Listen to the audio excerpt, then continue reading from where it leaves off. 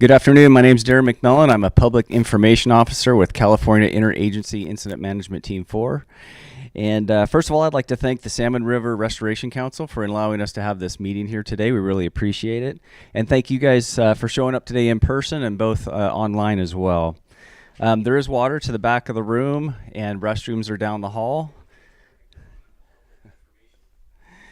This afternoon, we're going to give you a presentation on the Orleans Complex, and once the presentation is complete, we will take questions at the end. We will get our ops folks out at the 1 hour mark, but I assure you we will stay here and continue with the meeting until all questions are answered. So today for the personnel assigned, we have 1,091 people still assigned to the Orleans Complex. The Big Cliff is 895 acres at 19%. And the Butler Fire is 21,058, 94%. And now I'd like to call up Klamath National Forest Supervisor, Chris Christopherson. Good afternoon. Chris Christopherson, Forest Supervisor here on the Klamath National Forest. And so to start with, big thank you to Salmon River Restoration Council for opening up their facility and hosting us today. And then a thank you to the community for persevering with us through multiple teams, through the heat and the smoke, and in sharing all the information that you have shared with the team to make us successful. One last piece is that we do have a burned area emergency stabilization team, a BEAR team, that is forming up to look at emergency stabilization in the watersheds in this area. And so with that, again, thank you for coming, and I'll turn it back to Darren. Thanks, Chris. Now we'd like to call up Carrie Williamson, Operations Section Chief with California Incident Management Team 4. Hey, good afternoon. So as far as the incident, I'll briefly touch on the Butler Fire. So Butler Fire right now is primary in a suppression repair state on the entire incident, and we're also backhauling all unnecessary supplies, pulling hose and pumps off basically the portion that goes out to Lunch Creek, and an indirect piece of hose line into Nordenheimer Creek should be pulled out today. Otherwise, I'm going to speak primarily to the Big Cliff. Pretty tremendous effort on the Big Cliff incident with a lot of resources engaged. Currently, we pulled all the hotshot crews that were spiked up on the kind of the knife back ridge that's primarily a big rock ridge system. So this portion of the incident has direct handline all along it, going down to the north into South Russian Creek or to the 43 road. We've had pretty limited fire activity all along the fire's edge on the western and the northern portion of that incident, I want to say for about 3-4 days. As we get down on the portion that goes from the hand line down into the 43 road out towards South Russian Creek, that portion we did complete firing operations 2 days ago. Pretty limited heat. We did back that into the timber. Low rates of spread. It was a pretty decent firing operation with minimal impacts to the trees. So carried that out. We've got resources all along South Russian Creek. We've got hose lays all the way up South Russian Creek up to the hand line that goes on the furthest southeast spot that's just east of Blake Fork Trail. Pretty limited activity on this furthest out spot. This firing operation was completed yesterday. Everything looks really good in there. I would say mopped up 50 to 100 feet from the southeast portion of this spot fire all the way back up to where it says 101 on the map. So a lot of significant effort in there. Everything in Blake's Fork, as well as the spot that's to the east of Blake's Fork, it's just kind of backing off that into Blake Fork. There is a little bit of smoke coming off of the Creole Bell Gulch, as well as Blake Fork, where it just continues to back down into there. Otherwise, limited activity over the incident. Right now, we've got resources spread out throughout that. Definitely a tremendous effort with our resources out there with the incident, especially with how many hazard trees are out on that portion of the incident. Otherwise, end of report for the fire. Thanks, Carrie. Next, I'd like to introduce Natalie Kelly, District Ranger. Hi, everybody. Natalie Kelly. I'm the District Ranger here on the Salmon Scott River Ranger District. So yeah, thinking about these fires and just really want to appreciate our community members for allowing us to have good access. I know it can be difficult and your patience along this corridor with all the work that's been taking place. What was not talked about so far is, Team 4 extended to be here to really help, especially with Big Cliff and keeping that within the smallest footprint. So thank you to Team 4 for all your efforts and continuing efforts in that area, along with our partners. So for me as the ranger, really looking at and focusing in on the suppression, immediate suppression, but then also what are we kind of left with? Looking at hazard trees, working with specialists. We don't have a lot of mortality. We're still working through bear to figure that out, but that's kind of where my mind is going. I was actually out today checking into some of these locations because access is very important and what our communities are left with and what our cleanup efforts are going to look like. So appreciate the partners that are in the room that are going to help with that. I know the tribes have also been heavily engaged in that effort. And so I guess what I'm saying is you may see some resources out there, even when these are kind of put to rest, so to speak, but it's just us really trying to do the repair as much as possible so we can get back to a resilient landscape. Thank you. Thank you, Natalie. And now for closing comments for our presentation, Incident Commander Rocky Opliger. Turn me on. There you go. Again, certainly want to thank for the use of this facility. I actually remember being in here a number of years ago, and it's just a wonderful location. And more importantly, for the folks from the community that took the time to be here, and those that are on, online virtually. It's been a trying fire in, through all the agencies that are responsible, from the initial attack when you get the lightning fires, and just the incredible work that the firefighters did to get us where we are. That Big Cliff country is tough country, and we're here to tell you that we're in an evolution now, and thanks to the forest supervisor and the administrators' leadership to allow us to extend. And that's not an easy task. You have to go all the way to the national for us to be able to extend a few days. We don't just get to do it because of all the other fires that are taking place. And we felt, with the communication where we were, that we weren't going to put this in a position where we had to bring another national team in. So we are in a normal transition. We'll be going to a local jurisdiction of a Type 3 incident management team that's well-versed. Terry Williamson is well-versed on the country. He will be the incident commander. We're going to support them. You're going to look probably at the camp at Idlewild being reduced to about 200 to 250 people to continue any suppression, repair, to monitor the Big Cliff fire as we're getting real close to reaching the overall objectives of holding that with the current footprint.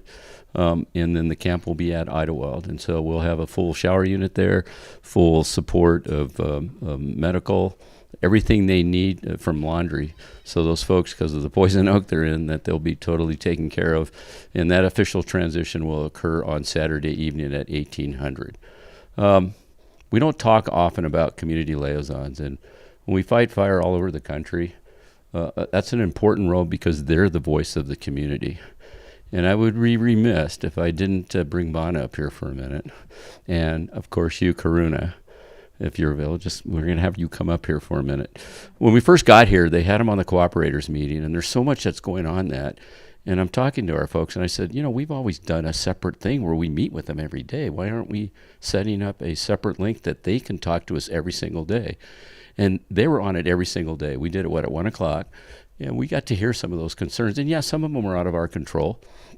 One of the things I can tell you that will probably relieve everybody, all the evacuation warnings are being lifted except for that little area around a Big Cliff, and there'll be no road restrictions. That's all being lifted. So there'll be no restrictions of you can't leave till 6 o'clock or whatever. That's all gone. And it happened today. Officially, I think they were trying to get it at 12, but it's today.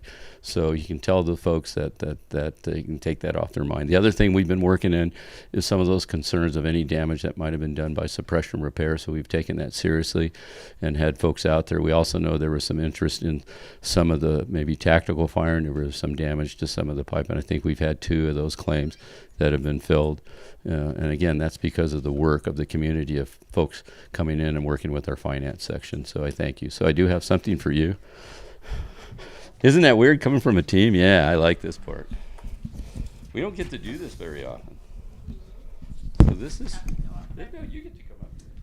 It's on camera. Yeah, it's on camera, yeah. Besides that, they judge you by the This is in appreciation of the contribution and support to the Orleans complex, and that's again for the Six Rivers and the Klamath National Forest. And that's the actual fire from a picture from the actual fire when it took place at the height. And we'd be remiss if we didn't get the other couple that were on our calls, and of course Mona and Will. And then one I was hoping she was going to be here was Tina Bennett. And Tina Bennett obviously is the volunteer chief here in Sammons, and I wanted to make sure it looks good. Hold it up. And there's, you need to hold it up because, you know, that's, and I tell you, you know, yeah, and her leadership, you know, is pretty important because we have a lot going on, and we can tell her exactly what's going on. Now, we don't want to impact our, you know, our operation personnel. They go in there, and the way we come in with a group of ICs, I get to be the leader of it, that they're tied to each of the functional areas that support a fire. And so we're getting the latest data immediately, because the last thing you want to do in absence of information, people will make up information. So when we were talking every day, we were telling you exactly what we knew at the time, and then we were trying to but definitely listen to those concerns and expressing it to where it need to go. And while it might have seemed a little bit slow, there's always that tie to safety and public safety, and maybe I think in the future that communication certainly can be increased or set the template of how we deal with it when we have a fire. And my recommendation certainly to the forest, you have your cooperators and then you have your community liaisons, and that needs to be a dedicated meeting or conference call. I've done it in person before that we establish when you get fires that affect your landscape. So thank you again. Thank you. We appreciate that. So, and finally, on behalf of our team, you know, you always look when you have these kind of fires that come in, and always look at, did we lose any structures? Did we have any fatalities or serious injuries? We had the one, obviously we knew from the tree strike, but you know, we look at the community, while it was a major inconvenience, we're at the point where, you know, we got people back home, and we feel good about, you know, the fire, that you weren't impacted, the fact that we had something serious, and there's nothing worse than when you have to do with that. We have a long fire season yet, and I always said anytime we can stop a fire mid-season on the Klamath or the Six Rivers, that's a win. And so, you know, we know these fires are usually all summer, and we know the impact. And I've been here where you have inversions for a month at a time, like 87, where you never could get out. We had to set up oxygen tents for firefighters because it was so bad. And so I feel pretty fortunate we are. There's a lot of good work ahead, and I think you have a commitment of the forest, what needs to be done for both relationship and developing relationships with all the cooperators, and then what can be done with fuels treatments, et cetera. So, you know, that's the part that you can certainly help, because that's always the difficult funding. And I think there is a case certainly for what you do to continue some of the work that you've done in collaboration with the forest on what their program of work looks like. So on behalf of our team, we want to thank you personally. As the incident commander, I had a kind of an interesting day today. I had to do the morning brief, and my daughter was the planning chief as the trainee, and I kind of took it out of shock, you know, because she introduced herself at Aaron Oplager, and then she has to introduce me, and so I was able to have a little fun with that. But I think our actual plans chief just said, you know, my wife used to be on this team, my son has been on fires with me, and now to get my daughter, and she's the future. She's on another team. She's going to be a plans chief. I did ask her one day, do you want to be an incident commander? And she said, no way. So on behalf of our team, and I thank our PIOs for really trying to do our best to get you the latest information. We had a lot of information, folks, that unfortunately the team coming in didn't have that advantage that we had to get people. And you identified where they needed to be, who needed to get the outreach. And our lead information over there, she's being pretty quiet, Stephanie, is a rock star at getting people that want to work with us. So I thank you, and of course Darren and Mark, our leads. And on behalf of our team, thank you. Thank you, Rocky. That brings us to our question and answer point of the meeting. And so we're going to start with the questions here in the audience, and then we'll move to the online questions after that. So is there anyone in the audience that we can answer a question for?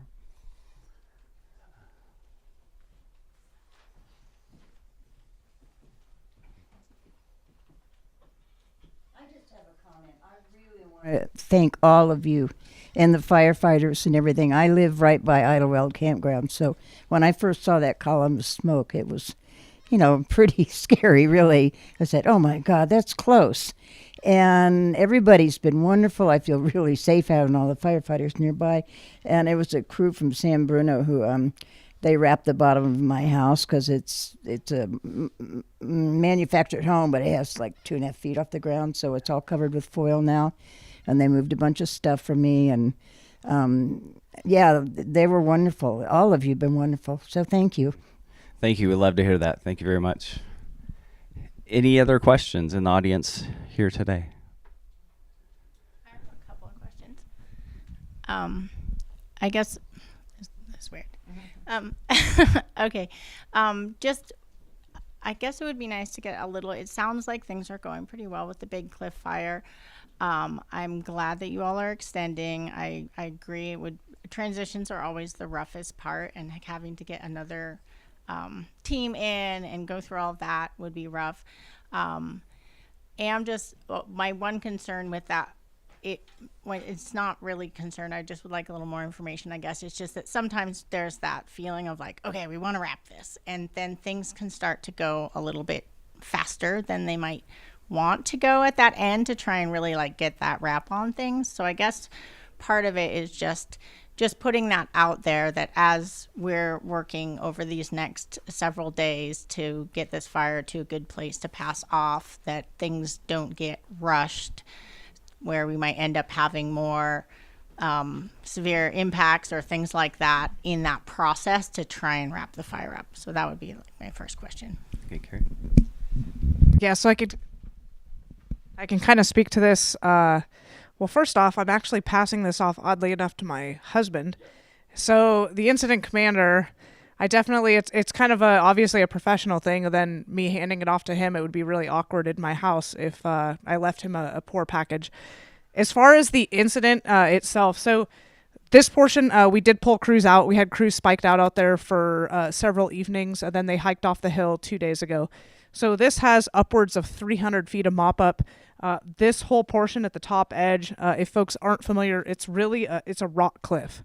It's basically a mountain range, and it loops back around and comes back to the east and goes back to the north. So pretty significant rock scree as well as ridge system. So this has been heavily mopped up, so much so that the hotshot crews ended up walking off, and we left that portion of the incident.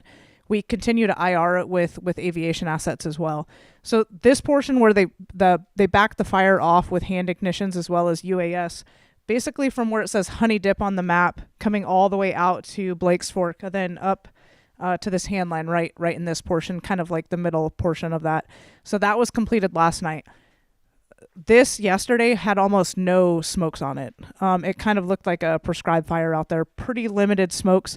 They did mop up 300 feet. So all along the road system, that 43 road in there, so heavy mop up. We have a tremendous amount of hotshot crews, Type 2 crews, and Type 2 IA crews, as well as engines spread out from the 43 road all the way up to the rock scree on the hand line. So much so that yesterday the guys were kind of chuckling because they're like, we can put our arms out and we have another person next to us. So I will say, as far as this portion, because this has been my main concern, us as a team and operationally, it's kind of our reputation, and we would never want to leave an incident where it's going to be problematic for the forest. It's also why we really wanted to stay additional days to leave the Klamath in a good place with the incident itself. Everything down lower on that north and northeast side, it's in a lot of that 2014 fire scar, so pretty heavy dead and down. And so the fire backed through that dead and down, backed into the creek, and limited activity just with the mixed conifers. The other portion, we do have, I want to say 8 or 9 falling mods, basically from the 43 road all the way up to where that dip site is, or the water site. So we're also going through and doing a tremendous amount of hazard tree abatement. So as far as that portion of the incident, it should be upwards of like 300 to 400 feet mopped up. We are flying IR on it every day because that is our intent. That was why we wanted to stay, was really to make sure that this has no issues or no threat to the public, and it puts the Klamath in a good spot. So hopefully that answers your question. Another quick add is some of the team members are staying, so it's kind of a morphing of the Type 3 with the local resources like Terry, but also other team members that are going to be here, so it's a beefier Type 3. Yeah, and then the appropriate crews. You're still going to have some hotshot crews. You're going to have the crews that can work that country. And, like Carrie said, that we feel really good where this fire's sitting based on what they've done. You know, that natural barriers is nothing to say short of. Historically, we've looked and fires haven't crossed that, even with winds. And you're going to get north winds at some point, I'm guessing sometime in September. And so we're not going to let this fire be in a position of that we walk away and it had a chance to get out. I really think they've put it in a position where the forest can monitor and keep it within the footprint. There's a question.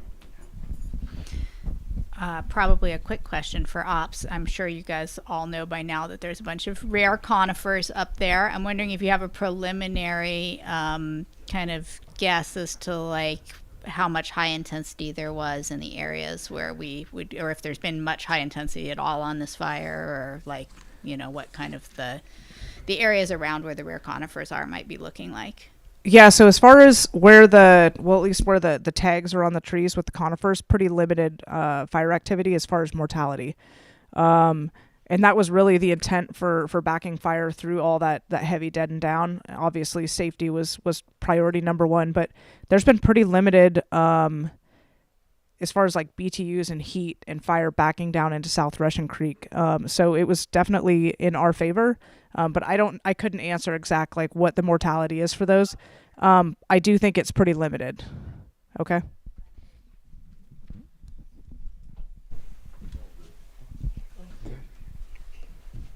Well, promise we'll get to everyone. Okay, on the Butler fire, I'm just wondering about, there's a number of cat lines shown on the map, and how many of them were pre-existing and stable, and how many are new, and what kind of rehab is going to be done on those? So I came mid-stroke with Team 1, so I would say a majority of the dozer lines for the Butler were pre-existing. As far as like exact numbers, I apologize, I don't have that. We could get that potentially and try to put something out maybe on social media with that. All the dozer lines that you see on the map, there actually is pretty limited dozer lines. Since I've been here, everything has been pre-existing. So we've just opened up old dozer lines that have been repaired. All dozer lines to date on that map that you see, with the exception of the portion right in here and this piece, those are being repaired as we speak. And so that'll be something we'll transition with the forest to continue that suppression repair. We have our suppression repair maps that we're moving forward with, and we have been for, I want to say, about a week and a half, 2 weeks on the Butler, and then 3 weeks on the Red Fire. So it's a continuation, but since I've been here, we've opened no new dozer lines for the incident. It's all been pre-existing. Yeah, so as far as the repair for dozer lines, we've been water barring for obvious reasons, and then knocking down any berms. Any slash, we've been chipping or masticating on the existing lines as well. So knocking berms down, water lines, and that's as well for the hand lines as well. On that map there, where is Rainbow Mine? So hopefully I get this right here, up where it says music dip. And it goes up further. But it's like at the bottom. There's like 3 or 4 structures at the bottom. I think it's all Rainbow Mine. And then you go all the way to the end of the road where Heather lives. Right. So that's right where it's at. Okay. While Carrie's after top is Rainbow Mine, the bottom are Heather. Okay. While Carrie's after, you can just take some operational questions so you don't have to keep getting up. Are there any operational questions for Carrie? And then we can move on to the other one.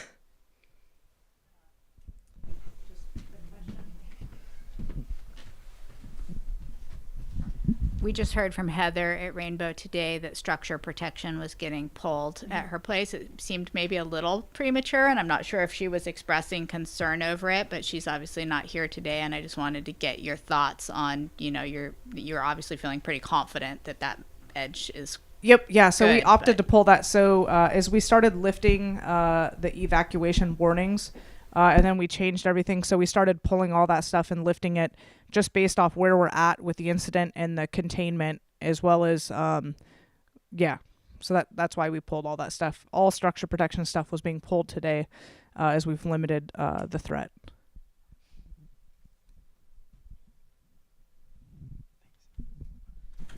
Okay, anyone else in the audience here today? Yeah, so I have a question more for the forest about forest closures. So, seeing how things are going with the fire. Anyways, there have been a lot of back and forth around forest closures over the years out here, and sometimes they seem like there's more coordination around them, and we're able to keep them to what feels like the right size for the situation, and front load some of those things that always end up becoming issues. Some of the things that end up coming up are most people's water systems are on federal lands. Most people's driveways are on federal lands. Even the Sawyer's-Bar town water system, we have to go up into Jest. And so currently, like the Sawyer's-Bar town water system, I believe, is within the closure order. And technically, you could get a $10,000 fine and some amount of time in jail if you were to go into those areas if you don't get a waiver. And so it seemed like this closure order came out kind of quick and didn't get some of those things front loaded into it, and also is like really quite large. So I'm just wondering about also, as we see the risks from the fires shrinking, how quickly those like closure orders can shrink so that people can get back to enjoying the federal lands that we have around here, or can get back to hiking the PCT or getting to those sorts of things without that kind of impact. Great question. And in my pocket, I've got 2 online questions related specifically to closure orders and the ability to access critical infrastructure. And so the first piece is, in the closure order, there is a provision for landowners to access their own private land and infrastructure on there. Secondly, if there is municipal infrastructure, I'd say work with the local district ranger to allow access into that. The intent of the closure order is, one, to provide for public safety and for firefighter safety. But for us, when we put this together, and if you can zoom in, that's a huge closure order, especially when you look at what we've got here and what Carrie just shared. It takes days to get it through Office of General Counsel, approved, and then signed. And so when we're going through that, we start looking at the closure order when we've got the smoke and crews responding. And so it's a less than perfect endeavor. But what we have found through time is that we don't want to have too small of an area, because then when we're going out, it takes, again, days and days to get that right sized. What we will do, though, is we will talk with ops, we'll talk with the team to right size that closure order, because it is federal land, it's our land. I take that very seriously as a steward of our federal land. And the last thing I want to do is to keep people out of their own backyards that they're paying taxes on, right? And so we will take a look at that and right size and correct that order. Yes. Couple of follow-ups on that. I know that you all worked with Scott on the first closure order to get some additional language in about access to people's water systems and things like that. It would be really nice to see that kind of like become boilerplate language, where people who are residents and who have water systems and whatnot on public lands, like that just makes it into every closure order, rather than having to have like the conversation every time that like people still need to be able to like leave their land to access their water system without breaking law, especially when it's a town water system. And also just there's always this conversation about the size versus the size of the fire. And I get that, it's hard for you guys to do multiple closure orders, but, 58,000 acres for a 800 acre fire does seem a little excessive. And so also just like appropriate sizing maybe was exceeded in this case. So just again, like future thoughts on like, really, did it need to be all the way to Cecilville? Probably not. But But then, what was my final thought on closures? Oh, just that hopefully in this case, it is able to be reduced quickly because, as I'm sure you know, hunting season is coming up. Bow hunters will be out before long, and the hunters in particular, I feel like, are the people who really get out there on the back roads and like to, have broad access, and it sucks for them when, and then in the fall, if closures go into the fall, which hopefully this one won't, but it also impacts people's ability to get their firewood, which they need to be getting for winter and things like that. So you all know that, but just keeping it front and center when you make these decisions. No, I appreciate it, and I'm a hunter myself, not a very successful one. I'll put in the room, but you'll see some forests take a very conservative approach when you have burned areas, and it's almost a nanny state that I call it. I believe in informing the public, sign it, and again, we are masters of our own destiny, and we live in a beautiful area, and at times there are hazards present, and so I believe letting the American people and the public recreate and use their lands as they wish is a big part of how I show up as a forest supervisor. So again, appreciate the comments.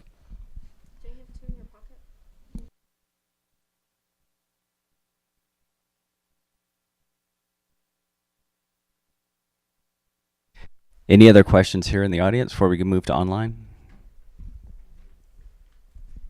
Great. Thanks, but if anyone else has any comments.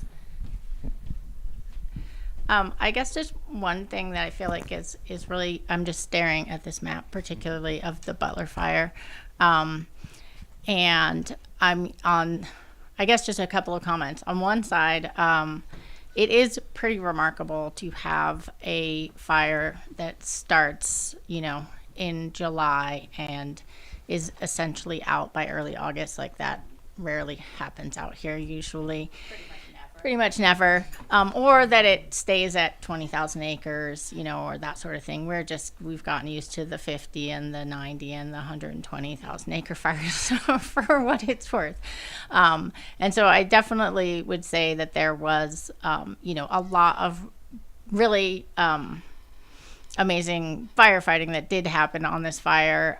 There were definitely some times when I think there were some pretty monumental, folks getting boated across the river and putting out spot fires that would have potentially, lit up that entire north side into the marbles, and, actually getting that fire under control along the ridge as it went up Boyd Gulch, into, an area that hadn't seen fire since 2008. And anyone who's been out there knows that's also really rough terrain and thick fuels, etc.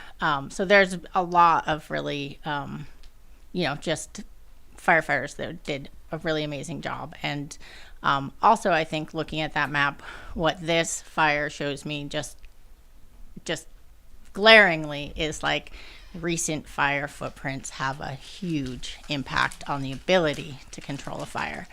And pretty much the entire fire, other than along the river where you had the river and the road and that section that went up on the Hog Range, everywhere else was, bumped into recent fire footprints. And from someone who was watching that really closely throughout that fire, and it's something that I have seen now working on fires out here for a long time. That is often kind of totally depends on the team, and I felt like you all really appreciated that. I've definitely dealt with teams where it was just like, it doesn't matter if you've got 2 miles of 3-year-old black where, they haven't treated it that same way. But watching how, even when this fire was making big runs, like the days that it made those really big runs, like through Horn and McNeil and up, and also along Boyd Gulch when it started going into the Cronin fire, it pushed into those recent fire footprints while the wind was behind it when it had all the slope and the conditions.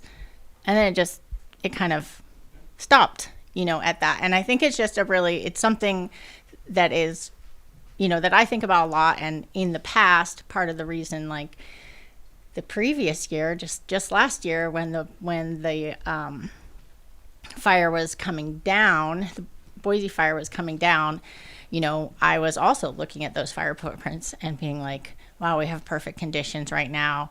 If we could gently, in our own pace, bring that fire down with strategic firing in the evenings, that sort of thing, how we could have this completely protected area. But I think that this fire is just a great learning lesson on how we can, whether we're in fire or whether some point when we're out of fire and we have those catcher's mitts set up and it's on our terms, how we can really try to take advantage of those fire footprints and recognize that those fire footprints have our back at the right time in the right place, and try and bring good fire down so that we don't have to be, scattered and freaked out in the middle of July or August with upslope runs, the top of the watershed where I'm building my house and where Lyra lives. The upper 2/3 of this fire is a huge high severity,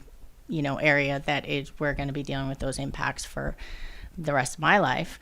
And it would have been so nice to have had the option for that fire to be backing down through there at a time of year when we would have liked it. But I just think it's really important. Like, I'm just looking at that and it's just glaring at me about how important those fire footprints are and how we react to them, whether it's during a fire or maybe more importantly in those not during a fire, when we can actually do something about it and start to try and think big about how we can, in this not only fire adapted landscape, but we really live in a fire dependent ecosystem, how we have more fire at the times when we want it to bring that safety to the communities and also that health back to the ecosystem, so that we're not dealing with 3 months of crazy fire in the middle of summer, et cetera. So that's kind of just a big rambling statement, but Just one more quick addition to that. I feel like it would be really nice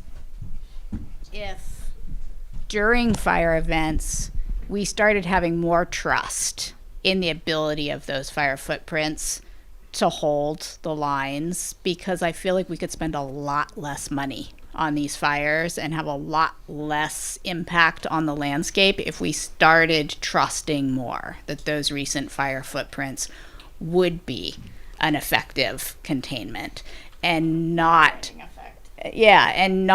still throwing every tool in the tool bag at trying to stop it before it even gets to those lines. When we have those lines, let's just start trusting them and using them more, I would encourage.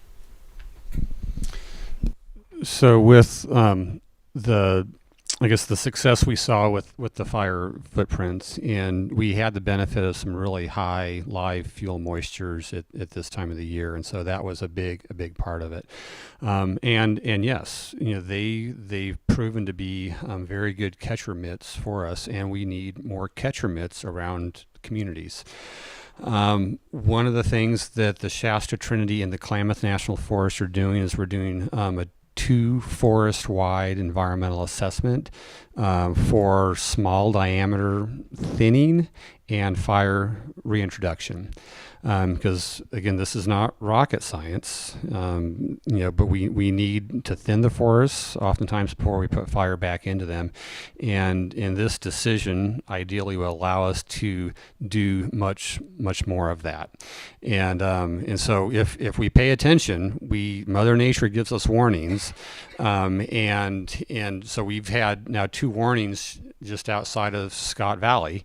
So 2 fires that started in very similar areas, and one, the Shelley last year, burnt right down the back doors of Scott Valley. This year, a year later, we had another incident, the Summit Fire, that had potential to do much of the same. The marbles Marble Mountain Wilderness has seen a lot of fire, and there is one big drainage called the Shackelford that has not burned yet. But we are talking about the need and the opportunity for some prescribed fire in that drainage, starting up near the summit where we contained it, and bringing that fire down that drainage through private to keep that area more resilient, because we know fire is coming. And so we are doing our darndest to listen to the community, to listen to Mother Nature, to look at the fire footprints, so we can eventually turn the corner and get ahead of this, so we're not, as you said, scrambling and spending $70 million roughly to date on suppression, when we should be putting that into thinning, keeping the mills going, keeping people employed, and then putting good fire back at the time that the forest is conducive to do that. And so I would love to see a fire camp in July, if we can, specifically for prescribed fire, when we can safely do that. And so we can get out ahead of the craziness of the trying to put it out, and safely putting it back. And so it's going to take a long time to get there. We need to have the social licensing, the political licensing, and all of that. And there are people really concerned about when we talk about that, for very good reason. So I'm a private landowner. I've got timber ground, and when I look at the state of federal land adjacent to me, it terrifies me. And so, I understand, if I were a big timber owner, the concern when you'd have, people talking about letting it burn and getting more fire back in, because oftentimes you don't have insurance that covers that investment. And so we need to continue the conversations. We're going to have some follow-up conversations with the community, with CAL FIRE, with the Sheriff's Office this fall, about how we can do better next time, because there will be a next time.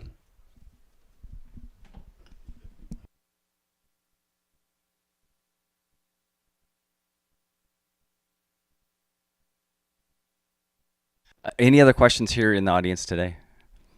Okay, thank you. So, no, I did want to say, so if you are online, we're going to switch to online questions. If you're on the Six Rivers or Klamath Facebook page, you can just put them in the comments. If you're commenting on YouTube, you do need to be logged into your account for those to show up. So just wanted to make that clear. And we already have some questions in, and we're going to start answering those. Oh, I'm sorry. One more question in here. I was just wondering about like doing prescribed burns in July. July's often here in the hundreds. It was a very cool July here this year. Can't do it in June or something. I don't know. July seems risky. That's all.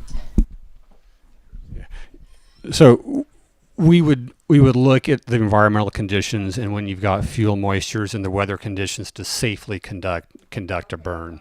Yeah, so sorry to alarm anyone here in the audience and online. So just, the key point is we need to broaden the time frames on when we're willing to look at fire and assess the risks associated with that.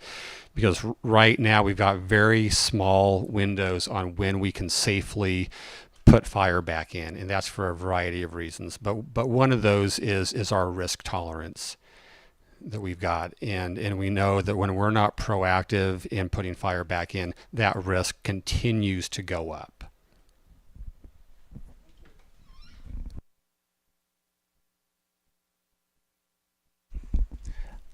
There for the online questions, I will field we got some emailed to us and then some on social media. So one for the PIO is, why is the meeting being held during the work week in the middle of the day? It was hard for people that are working to get up here.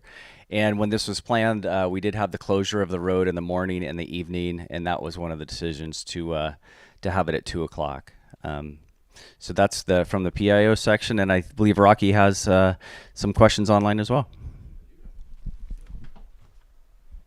Personally, I could talk all day about prescribed fire, because the first thing we do with operations, the first thing they want fire history, and they want fuels treatment.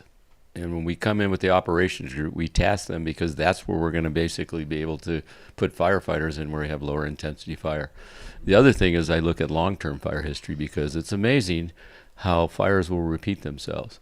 And probably our best example was a few years ago on a very large fire. At the time, it was the most expensive fire in U.S. history, the Sobranos fire on the Los Padres. And when we got there, I looked at that thing and I go, man, that's in the same footprint as I remember a fire from 1977.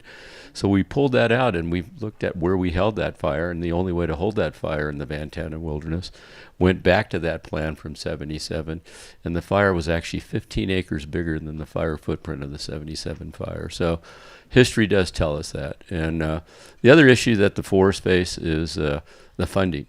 And as I always said when we came to prescribed fire, it wasn't sustainable. It seems like you get fuels fundings when you lose a lot of houses, and then all of a sudden you get fuels funding. So I'm hoping there is a strategy nationally when we take a look at the landscapes and and when we're spending the kind of money we do on suppression, that those efforts could go in the pre-treatments at the right time. And you're kind of a little anomaly here this year. You know, last year it was a lot drier earlier. I'm always nervous this time of year when you get in July because of the monsoonal season and the chance for lightning. So that's a very difficult time. As you heard from Forest Supervisor, you have a narrow window. You don't want to do it in the fall because your live fuel moistures are generally at the lowest, and you have the north winds that can come. There are windows. Sometimes if you haven't had rain in January is actually a good time. And then you have to look in the chaparral. If you have too high live fuel moistures, you can't burn. And so there's just such narrow windows. And then the liability, the folks that are executing that. I know when I was still working for the Forest Service, I carried a $5 million personal policy that I paid for, being in charge of firing. And taught a lot at the prescribed fire schools in Florida because they have much quicker return of fire and some of that, what they call palmetto, that has a 4 to 5 year interval. So that a lot of the prescribed fire schools were back there in the East Coast because of their fire severity. And so that is talent, is that, we wish we could get back certainly out there, and it's just the liability and the risk. The other thing that happened when we quit cutting timbers on forest, we used to all come up in the fall time and do all the understory burning, and then get to come back in the springtime and do the planting. And that created mosaics across the landscapes on various forests. And I know some of the forests are now heavily engaged in timber and doing that part of that's another part of the landscape and the mosaic, not just fire. It's how we used to manage the land. The question I have, it says, why do fire management teams and the sheriff continue to treat the community as a problem to be managed? Your interactions with the community, lack of information, and general disrespect are causing long-term damage. You're basically digging a home for the next time. I can't say what happened prior to coming here. I think the first thing I noticed when I got to fire camp, I walked up to the sheriff, and I said, where's your guy's trailer? Where's your table? I said, we don't have one. I said, well, how are you interacting with the team? We just talk. And I said, well, that needs to change. We need to have some kind of thing where we're collaborating together, especially on the tactics from operation. The other thing I noticed was the first cooperators meeting, that we were not having a separate meeting for community liaisons and hearing from the community. So a lot of what I think this is attesting needs to happen on the off season. Need to have a lot of those meetings with the cooperators, the forest, the communities, and what we expect when we do get a fire. You will get another fire, and our expectations of teams that are coming in to manage that. Like I said, I already knew coming in here, because I've been here many times, that we have community liaisons. I also know that the sheriff's department is very tough because they don't have a large organization. When you figure how much country they have to cover with the staff they have, it's staggering. Back home it's the same thing, and then you go to the local PD and they got, what is LA? They got 9,600 officers or something. So that's really tough because they cover a lot of country. And then the responsibility they have that weighs heavy on all of us is the responsibility for life, property, life safety. So I think working with the forest, I do believe that there's things that can be worked through the winter, not only developing a strategic plan on how you manage the landscapes, but also the folks that live there, they can certainly provide information of how we can act better, how we can communicate better.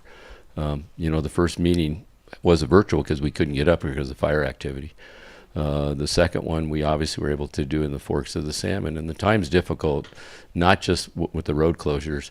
We get in later in the day, it's when all of our critical times of putting the tentative plan for the next day into motion, so the firefighters the next morning know what their direction is to do wherever they're working. And so it's a really busy time for teams. for myself, I can always put another IC down there, but especially for operations, they're heavily impacted later. And then we also have to meet our work rest guidelines. You can't work people 30 hours, and we've learned that over history. And so our regulation is for, every 2 hours we work, we have to have an hour rest. So if you work 16 hours, you have to have 8-hour rest. When we exceed that, that means they start later the next day. So managing that as a team, and that's all my positions, it was the only logical time that we could possibly do it to at least get information. And again, we can continue to share that with the communities. So for the question again, certainly from when the fire's really going, it's a tough time to figure how we're communicating that. And coming in here and getting the support from the forest, certainly as our agency administrator, and then the cooperators, how we need to work together, and getting us every day finally meeting at a certain time, or a certain time that we could work with the community liaisons, I think help improve some of the communications and lack of communications. So thanks. Thank you, Rocky. Did we have any more online questions we can address? We're good to go. Any last questions here at the live in person? Okay.